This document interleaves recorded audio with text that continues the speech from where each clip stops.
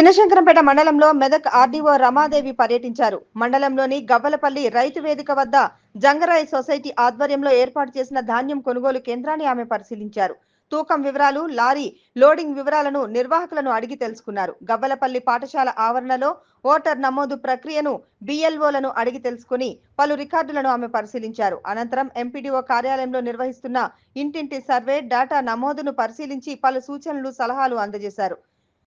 అనంతరం ఆర్డీఓ రమాదేవి మాట్లాడుతూ చినశంకరంపేట మండలంలో ధాన్యం కొనుగోలు వేగవంతం చేసి త్వరితగతిన లారీలను లోడ్ చేసి పంపించాలని, కొనుగోలు కేంద్రాల వద్ద ఎక్కడా ఎలాంటి ఇబ్బందులు లేవని ఆమె అన్నారు. జనవరి 1, 2025వ సంవత్సరం వరకు 18 సంవత్సరాలు నిండిన యువతీ యువకులు ఓటరు నమోదు చేసుకోవాలని, మార్పులు చేర్పులు చేసుకునే అవకాశం ఉంది కాబట్టి ప్రజలు సద్వినియోగం చేసుకోవాలని ఆమె తెలిపారు. ఇంటింటి సర్వే పూర్తి కావడం జరిగిందని, డేటా నమోదు కూడా చేయడం జరుగుతుందని, డేటా ఎంట్రీ చేసే సమయంలో ఏవైనా అనుమానాలు ఉంటే తెలుసుకొని నమోదు చేయాలని, ఎలాంటి తప్పులు లేకుండా డేటా నమోదు చేయాలని ఆమె అన్నారు.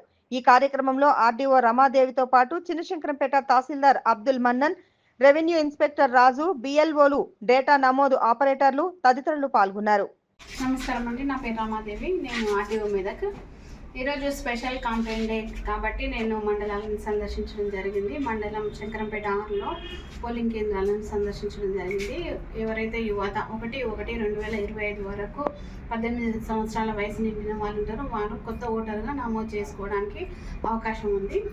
ఈరోజు స్పెషల్ కాంప్లైంట్ డేస్ ఏర్పాటు చేయడం జరిగింది. వచ్చిన దరఖాస్తులన్నీ కూడా అప్పటికప్పుడే ఎంక్వైరీ చేసి మా బిఎల్ఓలందరూ కూడా ఆన్లైన్ చేయడం జరుగుతుంది. ఇంకా తర్వాత ఏమైనా అభ్యంతరాలు ఉన్నా, షిఫ్టింగ్ ఉన్న ఫామ్ 8లో అప్లై చేసుకోవడానికి అవకాశం ఉంది. ఈరోజు సాయంత్రం 5 గంటల వరకు కూడా ఎవరు ఉన్నా కానీ వారి అభ్యంతరాలు లేదా వారి నమోదు కోసం బిఎల్ఓలను సంప్రదించవచ్చు. అదేవిధంగా ప్యాడీ ప్రొక్యూర్మెంట్ ప్రక్రియ వేగవంతం చేయడం కోసం పీపీసీ సెంటర్స్ని సందర్శించడం జరిగింది. అక్కడ లారీస్ ప్రాబ్లం కానీ, లేబర్ ప్రాబ్లం కానీ ఏదైనా ఉందో కూడా తెలుసుకోవడం జరిగింది. మిల్లర్స్ నుంచి కూడా ఎటువంటి ఇబ్బందులు లేకుండా చూసుకోవడం కోసం ప్రభుత్వం వాళ్ళని చర్యలు తీసుకుంటున్నారు. అందులో భాగంగా మేము కూడా అన్ని చోట్ల పీపీసీ సెంటర్స్ తిరగడం జరుగుతుంది.